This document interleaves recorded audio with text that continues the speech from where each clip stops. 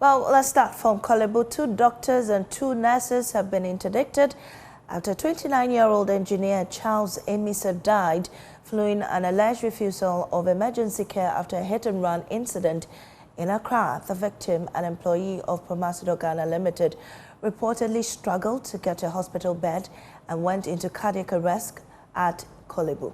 Management has set up a committee to investigate possible breaches of emergency protocols. Let's get details of that statement coming from the management of the Kolebu Teaching Hospital. According to that statement, it says the management of Kolebu Teaching Hospital wishes to announce that 2 medical doctors and 2 nurses have been interdicted following the alleged failure to provide emergency medical care to a hit-and-run victim.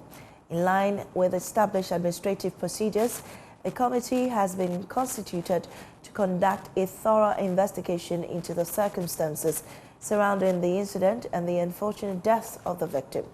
Pending the outcome of the committee's work, the board and management call on all persons connected to the matter to cooperate fully with the committee to ensure a fair and transparent inquiry. The Kolebu Teaching Hospital remains committed to transparency, accountability, and the delivery of quality healthcare services. Further information will be communicated upon completion of the investigation, and this has been issued by management of the Kolebu Teaching Hospital. The Ghana Medical Association has been responding to emergency care on the Super Morning Show earlier this morning. Dr. Richard Solomon is a General Secretary. There is always a translation from policy into reality. Okay. And Ghana has many beautiful policies and guidelines that, if implemented, we should not be cyclically discussing this matter of no bed syndrome and emergency lapses in emergency care and losing lives, productive lives, unwarrantedly. And so the truth is that what you have read, you can do a survey by yourself and go to the facility and find out how many facilities have these in place and how many facilities even have standby oxygen in place and have the necessary professionals to ensure that they use these equipment logistics to be able to do the work that we have. How many emergency physicians that we have, and the various things that you've talked about.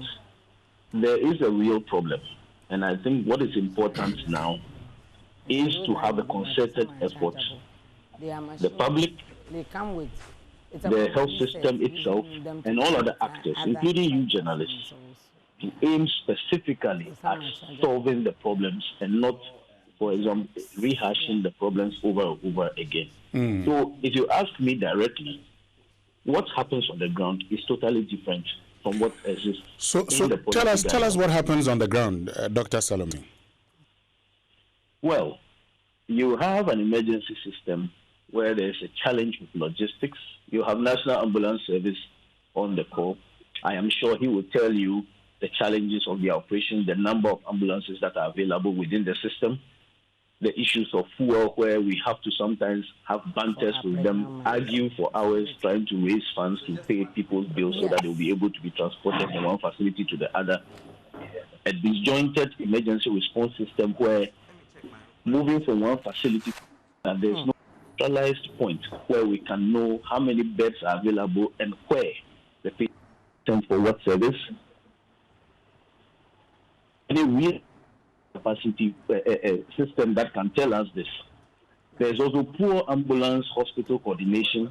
And then, of course, when it comes to referrals, there's a big challenge in the full cycle referral system where a patient moves from point A, the next hospital they go to knows that they are coming and prepare for them. And then also at the receiving point, when they cannot receive this patient for some reason, how this is handled. There are multiple facets to this issue. There's also the challenge of dumping. No matter how many beds we provide in Kolebu, If all the periphery are dumping into Kolebu and are not strengthened, Kolebu will always have no bed. Ridge will always have no bed. Komfo will always have no bed. It is important that we begin to equip the peripheral facilities, both with human resource, the necessary logistics, to be able to handle a lot more of the cases as close as possible to the communities where the issues happen, with road traffic accidents or other emergencies, than be rushing them all to Kolebu.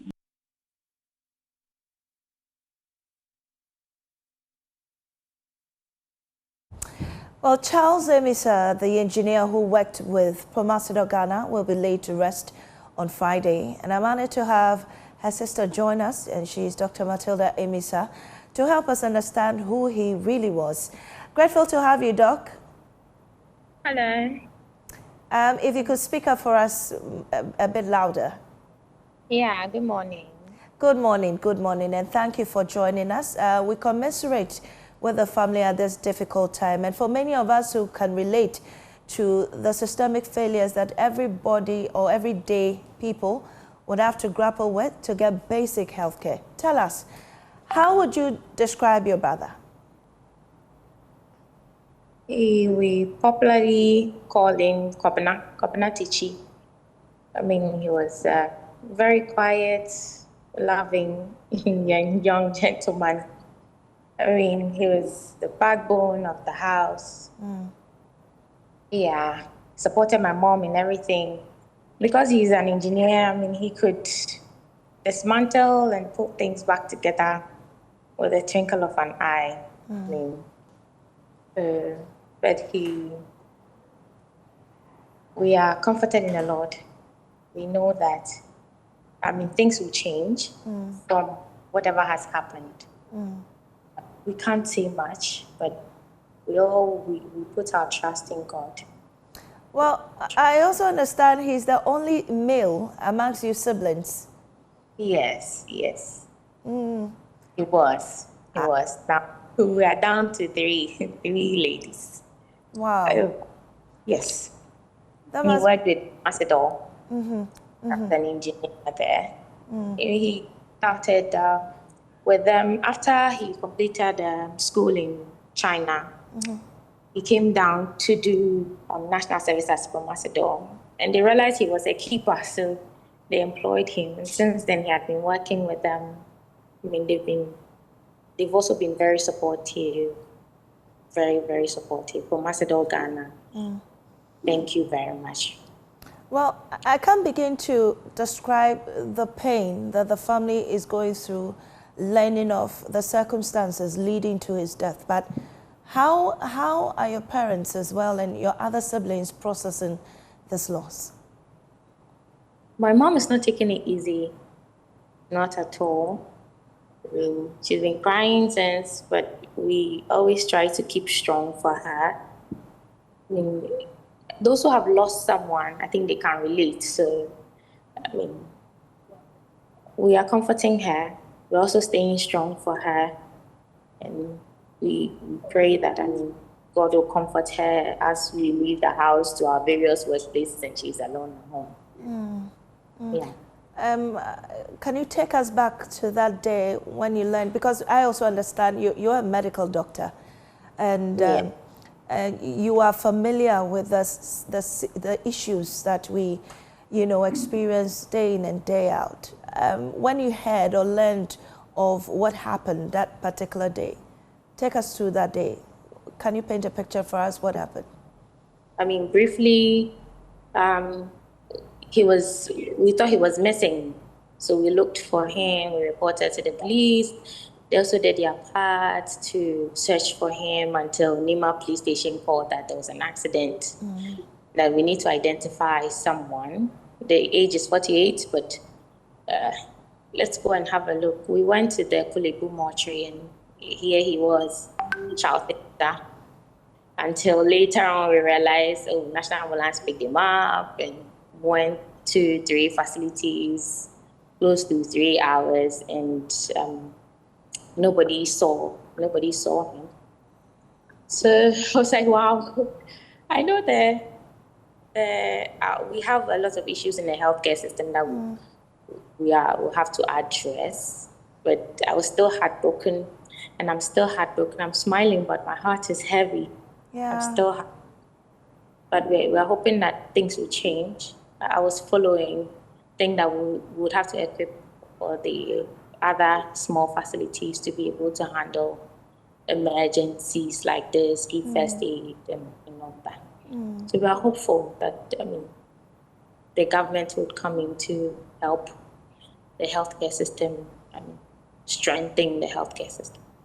Well, on that fateful day when the incident happened, we understand it was because there were no beds. But at least today we're learning that Korle Bu has interdicted 2 doctors and 2 nurses whilst investigations go on.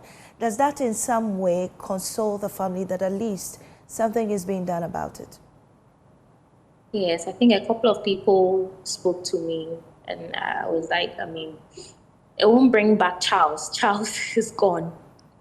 And at least it's a step that we have taken. But the bigger issue is there that we would have to handle. But Charles is gone. We are still sad, though. Does Charles have family, a wife, children? No. Not yet. No. It wasn't. Right. Children. Okay. Well, we also understand he's been laid to rest on Friday. How are preparations towards that funeral? Yes, preparations are underway.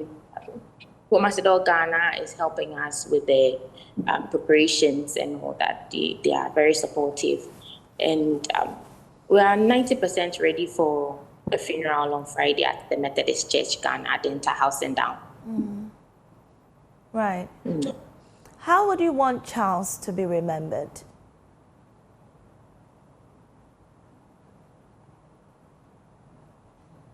I want us to remember him as a strong, resilient young man, ready to fix and dismantle and make things right.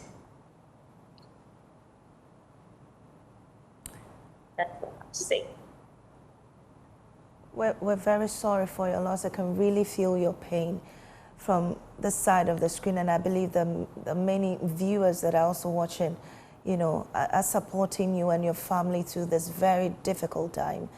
But just before you go, what are the changes that you'd want to see made, especially in emergency care in this country? Because many have lost faith in the system for it to work. And this is Charles, unfortunately, succumbed to a system that really many describe as not working. But for you as a medical doctor who is going through this firsthand, what would you want to see change? Or if you had the opportunity to speak directly to those in charge, those responsible for change, what would you tell them? So with the emergency, it's all about being able to, you need the confidence and to be able to triage. All you have to do is look. And if the triage system is strong enough, people can intervene and then give first aid. If it is blood the patient will need, probably it's just blood the patient needs, but if you don't take a look, you may not see. So I would say that we can strengthen the triage system and equip doctors to be able to handle emergencies, the ABCs, the bleeds, the exsanguinations, and all that. And I think it will go a long way. It will go a long way. Have you been able to identify who this hit-and-run driver is? No, we are focused on laying him to rest. Laying to rest, okay. Well, on behalf of myself and the crew here, and obviously the viewers watching us, we all are commiserate with you and accept our condolences. Dr. Matilda Amisa, thank you so much for your time. I know you're also very busy getting in place preparations for the funeral. Thank you for joining us. Thank you very much. Bye. Well, still on this matter, I've been joined by Dr. Justice Yangson, and he's also a member of the Ghana Medical Association. Dr. Yangson, grateful for your time on our desk this morning. I know you've been working so hard throughout the night, but you joined us Listening to what's happening, what's gone on for this, especially linked to this incident, in your own view, what really is the emergency situation in our hospitals? How does it look like?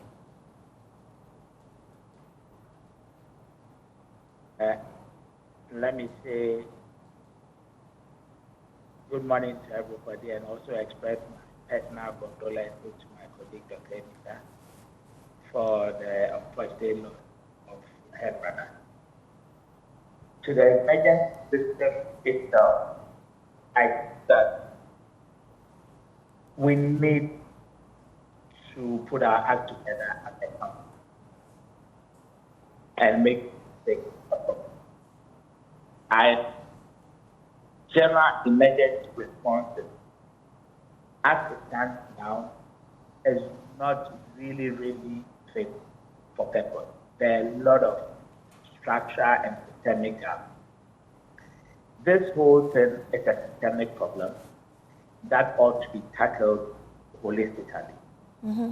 And for me, the best we have to do is that we need to put up and implement a proper short to medium term plan with the right investment led by the state or MOH for that matter. This should cover the gamut of activities that happen all the way from the point of pickup to whatever happens at the hospital level. Mm-hmm. So, i.e., we need to have proper and functional response system with a command center that actually coordinates, takes up data on bed availability and what have you. Mm. It should be able to connect patients who are in that emergency state to the various facilities that have the opportunity or the ability to manage the patient properly. Because the emergencies may come at different levels, different severity, and the expertise and the equipment might not be in every facility. You could have a polyclinic next door, but it might not be able to handle that emergency because they do not have the right capacity in terms of the equipment, the personnel, and the skill, because our hospitals are tiered. Mm-hmm. So if you look at all that has happened, the past, let's say from 2010 thereabout, when we actually put in some emergency guidelines, emergency care guidelines in 2011. If you look at it objectively, the details therein have not been implemented. As a country, let's be honest with ourselves, we've played what I would describe as ostrich for decades, as far as this issue of no bed syndrome is concerned. The no bed syndrome actually goes beyond just the physical bed. Mm-hmm. Because I can tell you, having been part of the GMA for so long and being part of our health system, the last 4,000 or 5,000 beds, each of them have had the occasion one time or the other to make either some directives or definitive pronouncements on this emergency-related problem that we now call no bed syndrome. Right. They have all lived through it. But the system is not getting better. Mm. And it is because we haven't invested properly into the whole gamut of emergency care. We need to actually elevate it to the highest level in terms of our priorities and take the opportunity to fix it once and for all. Just before I let you off, you talk about this emergency response, but not to preempt the investigations currently ongoing at Korle Bu Teaching Hospital. But in such a situation, could the doctors have attended to the patient in the ambulance if it was an issue of no bed? Well, Mamesi, personally, I will want to refrain from commenting on the Korle Bu situation because the investigations are now ongoing. Mm-hmm. We are not privy to the full facts. And for me, the most important thing is that some steps are taken. I also will, and I'm quite hopeful that the professionals involved will also be given a fair hearing, because per the rules, their unions, the GMA, the GRNMA, are supposed to be part of such inquest in terms of the panel. So for now, let's leave it for them. All right. Grateful for your time, Dr. Justice. But the other person will also have. I'm losing you there. Could you reposition yourself? Okay, what I'm saying is that, can you hear me? Yes, much better now. Okay, what I'm saying is that let's allow the collective processes to get to a conclusive, and with fair hearing processes and everything. And then when the findings are out, we can all discuss in detail exactly what went on and how the system can do. All right. But there's one bigger problem to deal with, too big in data, but that problem is Accra and people together. The population keeps expanding at very fast.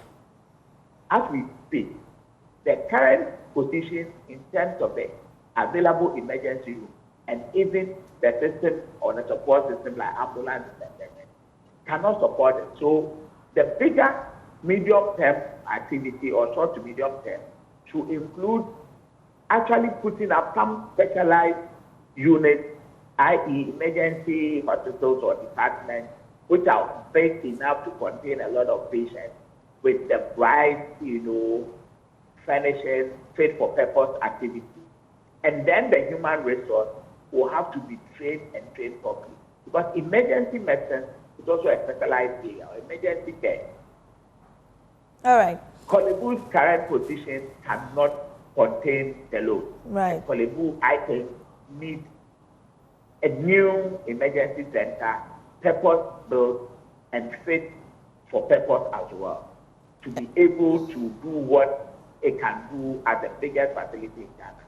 Something similar or bigger to what President Kufuor put up in Konkwanote some years back, which has actually catapulted, the training and practice. All right. Thank you so much, Dr. Justice Yankson, joining us on this issue.